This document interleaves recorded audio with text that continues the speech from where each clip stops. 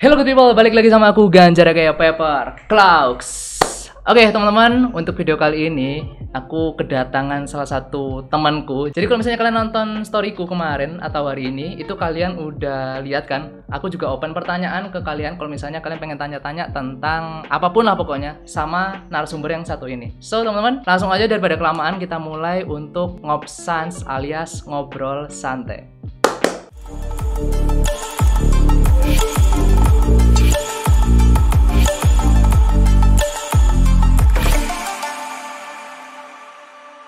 Oke teman, jadi ini dia temanku, salah satu yang pengen aku ajak ngobrol juga. Sebenarnya nggak cuma di konten kita ngobrol, kita sering ngobrol sebenarnya di Discord gitu kan. Terus kita juga sering ketemu. Cuma kita hari ini akan membahas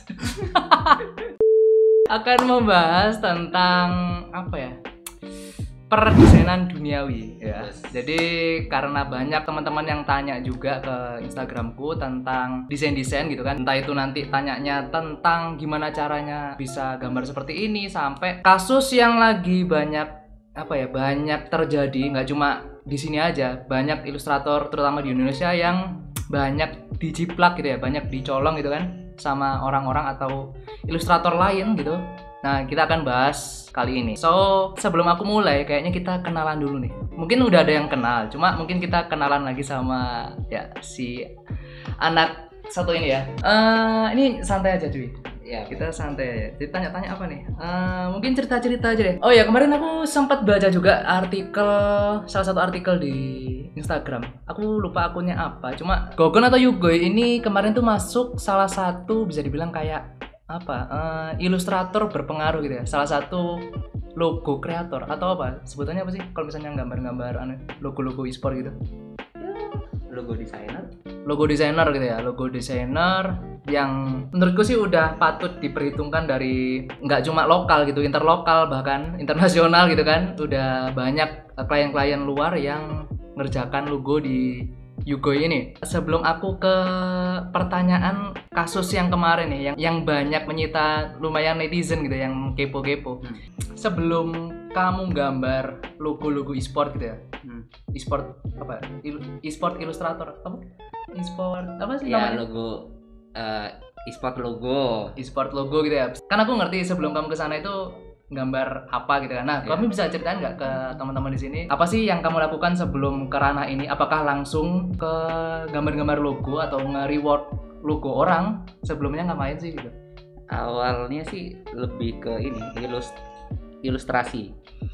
Jadi atau enggak ke ini desain. Jadi lebih ke desain baju, clothingan ya, clothing kayak gitu. Kenapa kok kepikiran untuk merambah ke logo-logo e-sport gitu? Apakah karena untuk desain clothingan ini udah nggak ada harapan, atau mungkin bisa dibilang kayak udah bosen atau kayak gimana? Lebih ke penasaran mungkin yang pertama. Penasaran soalnya kan kalau di desain sebenarnya kan juga banyak kan style-style yang harus dikembangin atau enggak, konsep kan banyak. Cuman penasaran aja sih. Soalnya kalau logo kan kesulitannya tuh juga beda. Kalau sama desain kaos kan lebih detail atau apa. Cuman kan kalau logo kan gimana caranya detail itu nggak harus ada di gambar tapi udah kelihatan gitu. Maksudnya pengemasan sih, lebih ke pengemasan. Apa berarti hitungannya lebih gampang ke logo? Beda. Maksudnya e-sport atau ya apa? Kalau dibilang gampang juga enggak, dibilang susah juga enggak juga. Relatif lah ya. Ya relatif. Soalnya masing-masing desain itu juga ada kesulitannya masing-masing. Nah, terus mulai tahun berapa nih kamu mulai gambar deh, bisa dibilang mulai profesional, gambar profesional sampai sekarang deh. Totalnya udah berapa tahun gitu? Atau udah berapa lama lah? Awal mungkin dari SMK kelas 2. SMK kelas 2 itu hitungannya udah profesional. 2011 ya. Sebagai profesional ya. Iya. Berarti udah mulai dibayar gitu. Udah mulai ada hasilnya gitu. 2011 sampai 2020 berarti udah 9 tahun.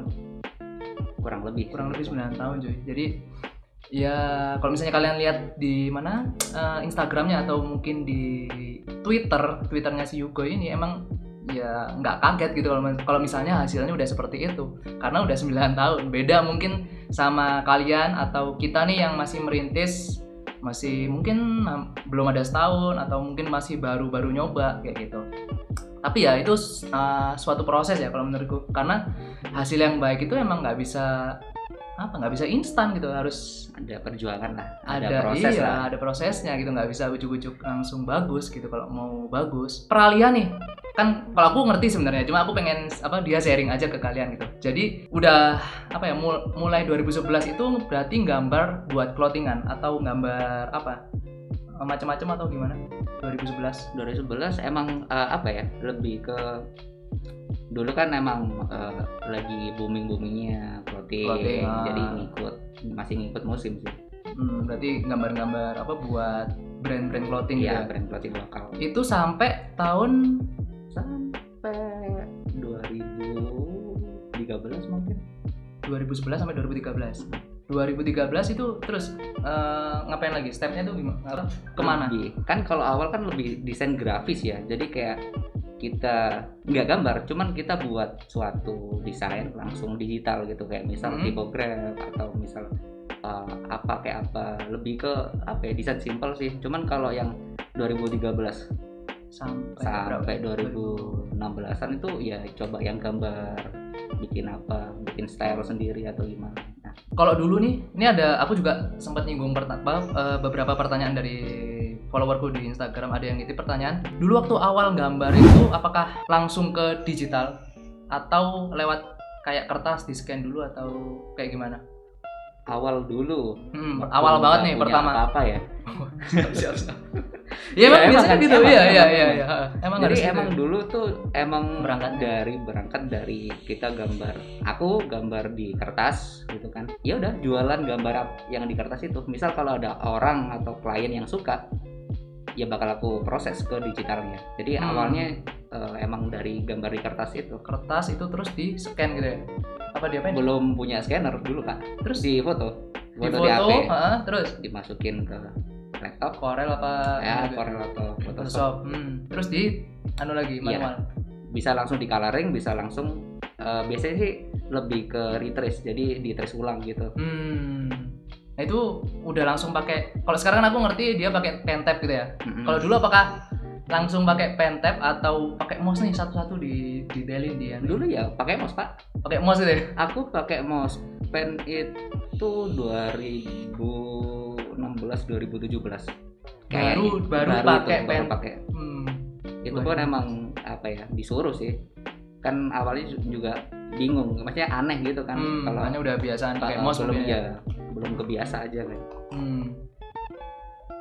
Nah, berarti kan kalau misalnya ada orang yang bilang sekarang nih, aku kalau misalnya nggak punya alat, nggak punya Wacom atau nggak punya pen tab, aku nggak bisa gambar Mas. Ya nggak harus gitu. Harusnya kan nggak ya. Harusnya kan ya memanfaatkan apa yang ada gitu kan. Karena belum tentu juga, mungkin kalau misalnya langsung ada semua juga belum tentu mengalir itu. Kreativitas itu kan nggak terbatas sama alat kan. Alat itu kan cuma alat bantu, membantu kita kerjain kan. Ya jadi buat teman-teman mungkin yang baru belajar atau yang mungkin baru mau terjun, nggak masalah kalian misalnya nggak punya komputer gitu, kalian gambar di kertas nggak apa-apa. Terus kalau misalnya nanti ada orang atau klien, ya kalian bisa tawarkan mungkin kayak sketch itu termasuk sketch ya? Sketchnya kalau misalnya cocok, gimana sih alurnya? Aku nggak ngerti, coba. Jadi awalnya tuh sebelum punya klien tetap ya, kayak orang yang tiap bulan order gitu. Jadi awalnya cuma iseng gambar, kan emang suka gambar tuh. Gambar apapun, gambar kertas simpan. Terus bingung, maksudnya kalau gini doang kan juga nggak bisa maju. Maksudnya ya aku tawarin dong, gambar yang udah jadi itu kan banyak. Aku tawarin ke orang, gimana nih? Oh kayaknya bagus nih, coba kalau diproses lagi, diwarna atau dikasih pemanis apa kayak gitu. Jadi itu gambar dulu. Berarti kemana-mana bawa ini Iya dulu bawa A3 A4 ya? A4. Berarti folio gitu. Nah kayak gitu kan. Jadi perjuangannya tuh nggak langsung apa ya, nggak langsung ada semua gitu, ada Wacom atau ada komputer, ada pokoknya ada peralatan gitu ya. Kalian manfaatkan aja yang ada, itu kalian bisa maksimalkan, otomatis nanti kan hasil kan mengikuti kan kayak gitu. Jadi kalau seni itu bukan dari sepinter apapun orangnya, tapi sejauh apa Sering apa? sering apa bukan lebih ke apa perjalanannya dia itu. Jadi orang tuh nggak bisa langsung dari setahun 2 tahun tuh langsung bisa jadi menemuin stylenya mereka, tapi butuh proses yang lumayan menurutku. Jadi kayak 10 tahun tuh udah ya segitu. Oke. Awalnya tuh gimana sih kamu bisa dapat apa ya, dapat inspirasi lah, itu berasal dari mana? Apakah sering lihat, pasti kan ada apa ya, ada kayak acuan atau mungkin ada referensi, jadi kamu itu menemukan inspirasi itu dari mana gitu buat gambar? Anime. Oke, jadi ya dengan tampilan seperti ini udah kelihatan kan wibunya. Bawang. Bawang gitu. Enggak, jadi gini, ada cerita yang yang mungkin bisa diambil kesimpulan kenapa dari ilustrator yang gambar serem kayak misal tengkorak terus pindah ke e-sport yang lebih apa ya, lebih glowing. Enggak, lebih apa ya, lebih ngartun lah gitu. Dulu kan sempat ada omongan kayak apapun gambar yang aku hasilkan tuh mesti dibilang ngartun. Agak ke anu ya, apa stylenya mungkin apa ya? Nggak tahu. Looknya atau kayak gimana itu? Gambar apapun kayak misal tengkorak, gambar apa yang pokoknya gitu, harusnya sangar. Harusnya sangar tuh, tapi orang jadi kayak kartun bilang gitu. Kok ngartun sih? Nah gitu. Jadi akhirnya ya mungkin emang bukan itu jalannya. Jadi emang bukan pasarnya dia gitu mungkin. Nah, terus inspirasinya itu tadi dapat dari mana? Anime itu. Jadi semakin sering nonton anime semakin banyak. Ya enggak, ya enggak gitu. Enggak gitu, Bang. Ya emang ini sih, setiap orang kan punya apa ya, punya acuan atau mungkin punya inspirasi masing-masing lah ya anunya. Dari gimana ngambilnya atau dari mana dapat ilhamnya tuh dari mana, kan macam-macam gitu kan. Ilham. Aku nyinggung sedikit nih sama kasus yang kemarin sempat ramai juga. Dan sebenarnya ini juga di event gitu kan. Itu juga sempat kejadian juga gitu kan. Ada orang yang ambil gambar, aku sering Pak, lebih ke ilustrator lokal. Yang banyak mana yang ngambil tuh orang sini atau orang luar?